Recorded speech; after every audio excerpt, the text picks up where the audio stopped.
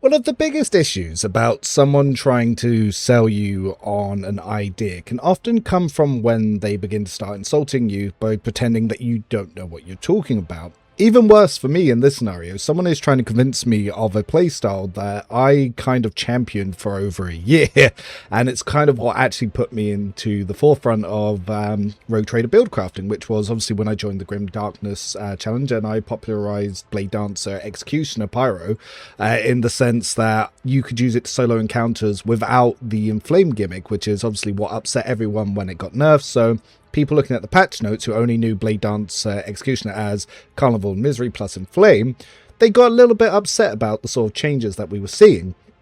However, they weren't really taking into consideration that that wasn't even what made the setup strong. And one of the things that I've said for a long while is, I feel like Psychic Awakening is a bit of a noob trap, because outside of a certain Officer Heroic, which stops allies from dying when you use it, which then takes away the damage increase and the -1 AP cost, it doesn't really add anything, because you've got to try and squish all of those Psyker bits into the final set of the game, and you're not really going to get much use out of it. So then when it comes to it, there's some gimmicks that I've been showing off with Priest, with Blade Dancer, with Navy Officer, and people keep asking why I'm not using Psychic Awakening. And it's quite obvious, because I think that the Psychic Awakening part of it isn't actually adding a whole lot to the setup, if really anything at all. And that's mostly because you're pretty damn potent without any of that stuff. So if we just look at a basic round of Cassia buffs on top of the Deathward Psychic build, you can obviously see my stats through the roof. You have access to stuff like the Incinerator and the Cursebringer, and you're going to do a lot. You're going to have really PR just from the fact that I'm playing a Dogmatic and have the Shimmering Emulsion. But I'm going to rapidly stack up and do some crazy damage. Now, if I wanted to use the Navy Officer gimmick and use it with this, chances are Fleet Combat Training is not even going to proc, because everything's going to die, and my damage is just going to be too strong for the setup to really add anything.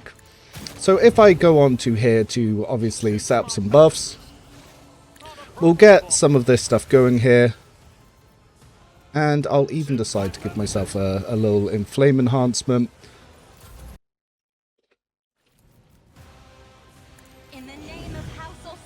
So, past the turnover, I am going to Iron Arm myself, make sure I definitely got Orchestrate Flame on. I am going to buff my Resolve, increase the damage that I'm going to do with this Inflame by a little bit, and then I'm going to pop on the abilities that we get from being Dogmatic, and then let's see what a DFA does, although this won't give us NP. So the damage that we get jumping in here is already exceptionally good, and if we then use Death Waltz, we can stack that even further with more agility. So we're actually doing so much damage here that we're not even engaging the main mechanic, which is something that is just exceptional. So if I jump in over here, again, so much damage that it just wipes these enemies, and same thing happens here. Same thing happens here. And what it is, we're doing so much damage that obviously, because they instantly die, we're not even using everything that we could use here for these encounters. This is just the raw Blade Dancer damage. So as you can see, my fire damage is doing 900. I'm getting 1400 on these melee hits. And each hit and each critical is actually going to be building up the damage that I can be doing here. And naturally, I've got exceptional movement here. So now if I come back to the boss, Blade Dance will end my movement, but I want to stack up a lot of damage here. The interrupt actually stopped the Blade Dance, which is interesting. But this triggers more enemies to come in and the next part of the encounter. If I want to get some movement back, easy way to do that is just to quickly attack the boss with a rock sword. And we have 104 MP just given back to us. And because I've generated so many DFAs, I can now just finish enemies with that. And as you can see, damage still going up. Still increasing.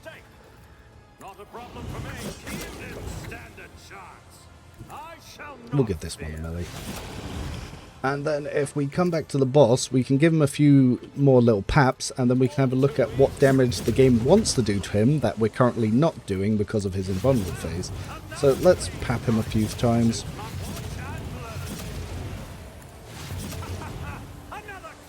So let's have a look at what damage that it wants us to do. So Cursebringer Strike, Biophysical Distortion wants to do, 11k there. Then Burning wants to add another 12k there. Warp Burn wants to add another 8k there. How much does Bleeding want to add? It wants to add on another 5900. So this is how quickly Execution is stacking up. And we've got 9 DFAs that we can use here. So let's throw in some of these DFAs. We won't use all of them, but let's get some. So it's 2, 3, 4... let's just say 6. And by 6, I mean I'm going to use Acrobatic Archery and do another 6. Because obviously Acrobatic Archery resets your whole turn and you'll go back to where you started. This is actually a very good way to keep your Blade Dancer safe with the new mechanics, because you can reset your turn to where you were. And once he's finished doing this, we'll have a little look to see what he was expecting to do on a normal hit. So obviously he's going to finish reversing the entire turn, and even with my speed up, because there's so many DFAs, that's going to be quite a little bit. Oh, he even gets another little DFA in at the end there. Okay, we're almost back to the start. And if we've done enough crits, I wonder if that will also it's also proc fire within. Beautiful. So now we can take another little hit, and let's see how much after all that it wanted to do. So Biophysical Distortion now wants to do 28k. Burning now wants to do 29k.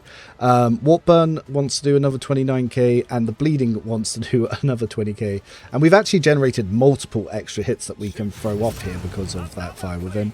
So if I now end that turn, obviously we can't finish the Sire in this one, so I'm actually going to move Cassie around to here just to get her out of the way. If I had the Fencing Boots when the boss takes his turn, he would parry those attacks and counter-attack. There are other items that you can use to get those counter-attacks.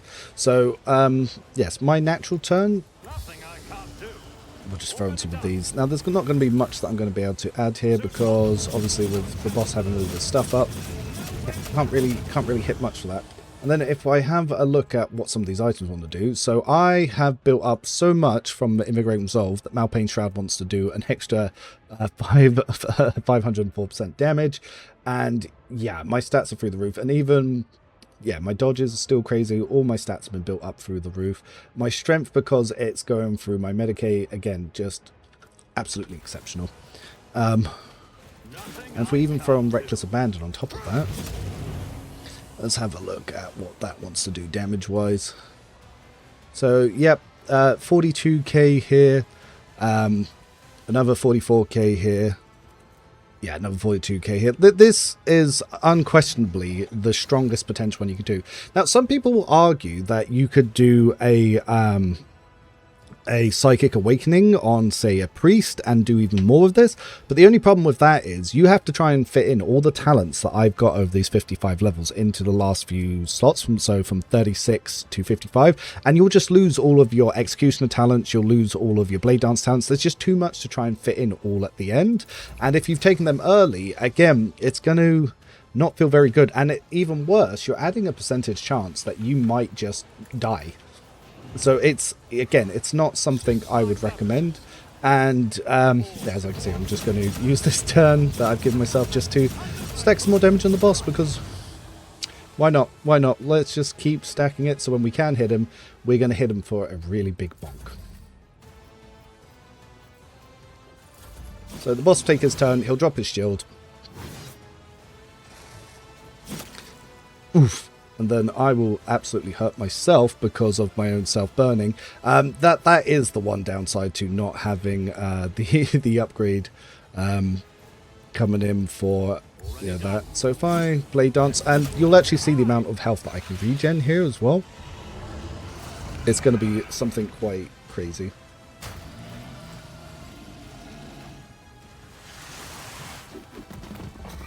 So yeah, this is the final loop phase that this encounter will do.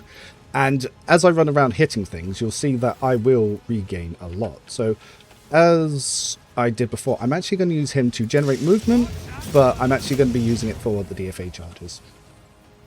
Because now I currently don't have attacks, what I am going to do though, we DFA. We obviously do a crap ton of damage here. Then I jump. Actually, I can actually generate a jump by hitting this guy. Then I go here, jump to you. Reason I moved to the next one and then jumped was so if I come back with acrobatic artistry, I can hit the ones that I've missed. And if I do generate any additional attacks, I can use that to finish off some things. So I've still got 2 jumps, and I still need to get you there. So let's see. Still good damage. Like I said, this is the strongest that you can build this kind of Blade Dancer, and it is ridiculous. And it's the strongest Dual-Wield in the game. Like, nothing can even begin to hope to compete with the damage that you're going to see a build like this do. Now, I could jump to do it, or I can just gain a little bit of movement this way. I just want to get to within the boss so I can proc some dots to get some heal, and you'll see that you can get quite a bit out of that. So we'll end his turn. Comes back to Cassia, and like I said, we don't want him to be taking all of this negative recoil next turn. So what I'm going to do is I'm going to bring the boss a little bit closer to him. Didn't quite work there, but that's fine. We can use that here. If you insist, Lord Captain. I am a navigator. Naturally, he gets a bit of movement, and so even though he's still got his shield up, we can still use that to generate a lot of health here. And ideally, we can try and get quite a bit more. But yeah, so let's have a look at now how much he wants to do. So if we look here, yeah, 107,000 is how much he wants to do here. Obviously racking weakness, stacking damage to the absolute moon. Crimson Haze even adding in a lot here, like Hymns of Hatred. Like, the damage is exceptional. And then yeah, so that was Biophysical Distortion. The Burning wants to do exceptional damage into the 100k, another 100k there. So we just did 400k on that single hit. Like, no build is stronger. No, literally no build is stronger. I might even have so much self-burn here that he might even die. But we'll have to see. If I just drop this on the boss here. Let's have a look, see what happens. So he drops his shield. Again, if I had fencing boots, I could have killed him there. And then we come back around. And yeah, the Sire has now so much built up on him. I'm going to click where it hurts. And let's see what the final verdict is.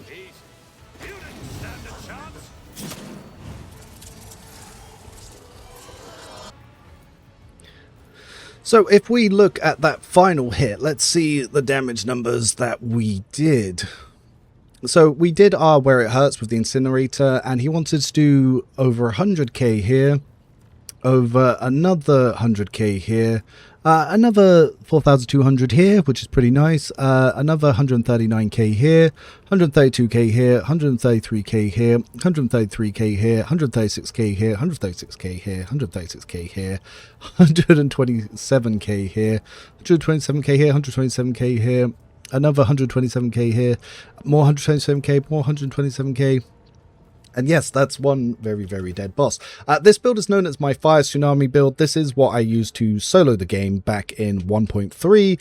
I've optimized it for 1.5. It's still just as strong. You just have to be a little bit more aware in Act 1 that you can lower your dodge by stacking the, well, the issues of your dodge going down because of the Blade Dancer quote-unquote nerfs, but overall, still the absolute strongest build in the game. I've been Revan619. This has been the strongest build in the game, as well as the strongest Dual-Wield build and the strongest Pyromancer build. GGGGG, it's what I use in the Grim Darkness Challenge all the way back in DLC 1.